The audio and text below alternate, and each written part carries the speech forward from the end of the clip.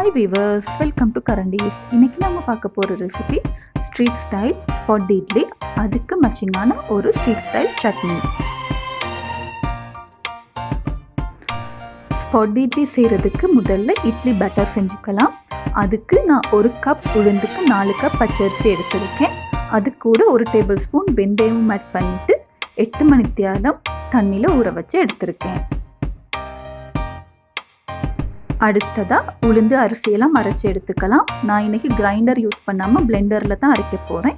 Blender use பண்ணும்போது இந்த மாதிரி அரைவாசிக்கு உளுந்து ஆட் பண்ணிவிட்டு அதில் கொஞ்சம் ஐஸ் க்யூப்ஸும் ஆட் பண்ணிவிட்டு நல்லா பிளெண்ட் பண்ணி எடுத்துக்கோங்க.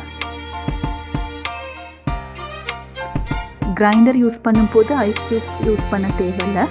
பட் பிளெண்டரில் வர வால்டேஜ் கூடனால பிளெண்டர் யூஸ் பண்ணும்போது ஐஸ் க்யூப்ஸ் ஆட் பண்ணி அரைச்சிக்கலாம்.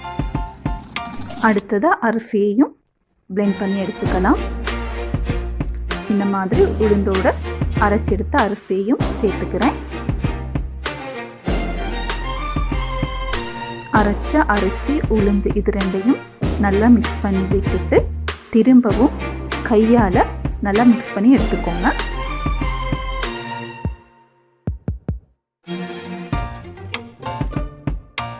அடுத்ததாக இந்த பேட்டருக்கு தேவையான உப்பையும் ஆட் பண்ணி நல்லா மிக்ஸ் பண்ணி எடுத்துக்கலாம்.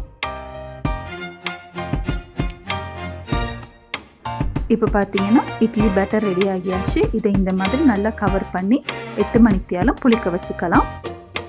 இப்போ பார்த்தீங்கன்னா 8 மணி நேரத்துக்கு அப்புறமா ஓப்பன் பண்ணுறேன். பேட்டர் நல்லா புளிச்சிருக்கு. அடுத்ததாக நம்ம இது இட்லி செஞ்சுக்கலாம்.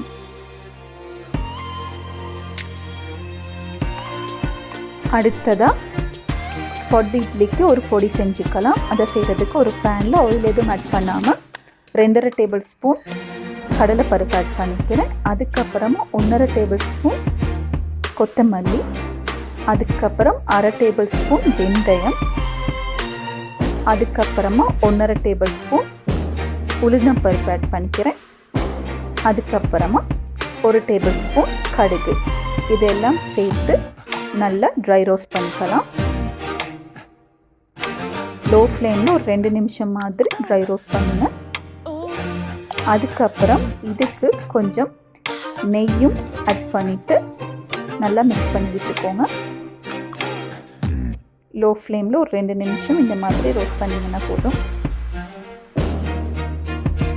இப்போ பார்த்தீங்கன்னா கலர்லாம் சேஞ்ச் ஆகி நல்லா ரோஸ்ட் ஆகிருக்கு. அடுத்ததாக இது கூட கொஞ்சம் பூண்டு ஆட் பண்ணிக்கலாம்.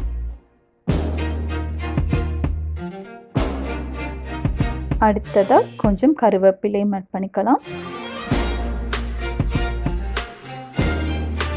அடுத்ததாக கொஞ்சம் புளி,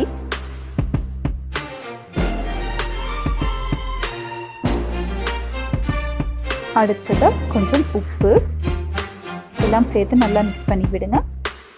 அடுத்ததாக மிளகாத்தூள். நான் கலருக்காக காஷ்மீரி மிளகாத்தூள் சேர்த்துக்கிறேன். நீங்கள் நார்மலாக யூஸ் பண்ணுற மிளகாத்தூள் ஆட் பண்ணிக்கலாம். எல்லாம் சேர்த்துட்டு இதை நல்லா மிக்ஸ் பண்ணி விடுங்க. எல்லாம் ஆட் பண்ணிவிட்டு 2 நிமிஷம் லோ ஃப்ளேமில் ட்ரை ரோஸ்ட் பண்ணிங்கன்னா போதும்.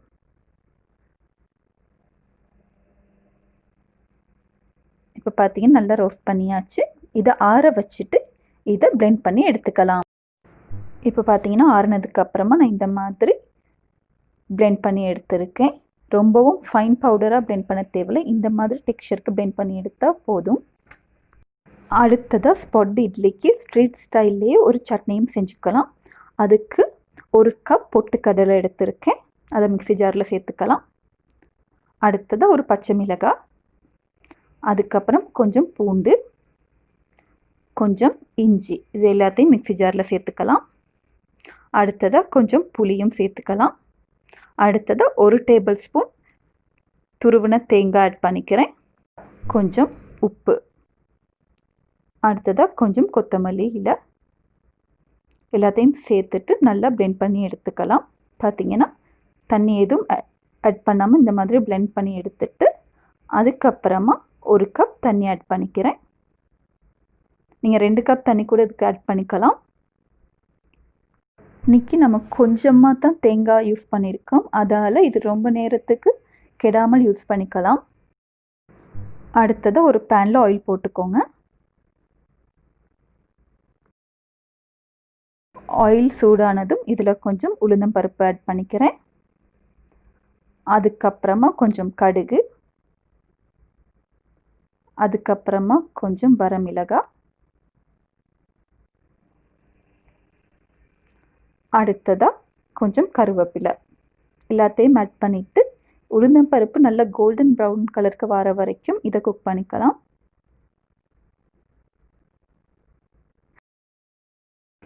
இப்போ பார்த்தீங்கன்னா உளுந்தம் பருப்பெல்லாம் நல்லா பொரிஞ்சு ஒரு கோல்டன் ப்ரௌன் கலருக்கு வந்திருக்கு. இந்த ஸ்டேஜில் இதை எடுத்து நம்ம ஏற்கனவே செஞ்சு சட்னியோட சேர்த்து மிக்ஸ் பண்ணிக்கலாம்.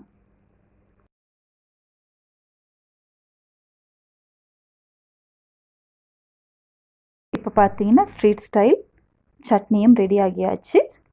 அதான் இட்லி செஞ்சுக்கலாம். முதல்ல ஒரு பேனில் வெங்காயம் ஆட் பண்ணிக்கிறேன். அடுத்ததாக கொஞ்சம் பச்சை மிளகாய் ஆட் பண்ணிக்கிறேன்.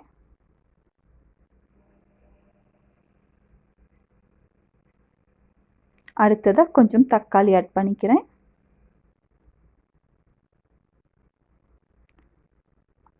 எல்லாம் ஆட் பண்ணதுக்கப்புறமா கொஞ்சம் நறுக்கின கொத்தமல்லியில் அடுத்து இதுக்கு பட்டர் ஆட் பண்ணிக்கிறேன். பட்டர் இல்லைன்னா ஆயில் யூஸ் பண்ணிக்கோங்க. பட்டர் நல்லா மெல்ட் ஆகுறதோடு இதெல்லாம் சேர்த்து நல்லா மிக்ஸ் பண்ணி எடுத்துக்கோங்க. லோ ஃப்ளேமில் ஒரு 2 நிமிஷத்துக்கு தக்காளி வெங்காயம் எல்லாம் குக் பண்ணுங்கள்.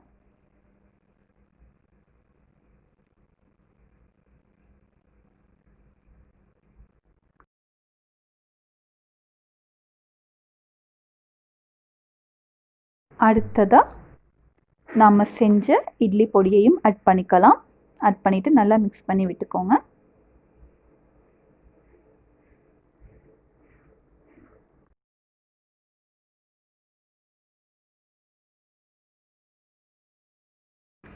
எல்லாம் நல்லா மிக்ஸ் பண்ணதுக்கு அப்புறமா நீங்கள் எத்தனை இட்லி செய்கிறீங்களோ அதுக்கேற்ற மாதிரி இதை ஒவ்வொரு போர்ஷனாக பிரிச்சுக்கோங்க. இப்போ நான் 3 இட்லி செய்ய போகிறேன். அதுக்கேற்ற மாதிரி இந்த மசாலாலாம் 3 போர்ஷனாக பிரிச்சுக்கிறேன்.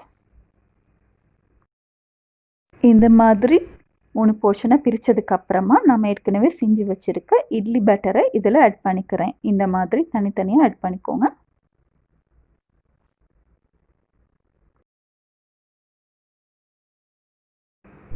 இந்த இட்லிக்கு மேலே ஏற்கனவே செஞ்ச பொடியும் கொஞ்சம் ஆட் பண்ணிக்கிறேன். ஆட் பண்ணிவிட்டு லோ ஃப்ளேமில் இதை மூடிட்டு 2 நிமிஷம் குக் பண்ணிக்கலாம். இப்போ பார்த்தீங்கன்னா 2 நிமிஷத்துக்கு அப்புறமா ஓப்பன் பண்ணுறேன். ஒரு சைட் நல்லா குக் ஆகியிருக்கு. நல்லா கிறிஸ்பியாக வர வரைக்கும் குக் பண்ணிக்கோங்க.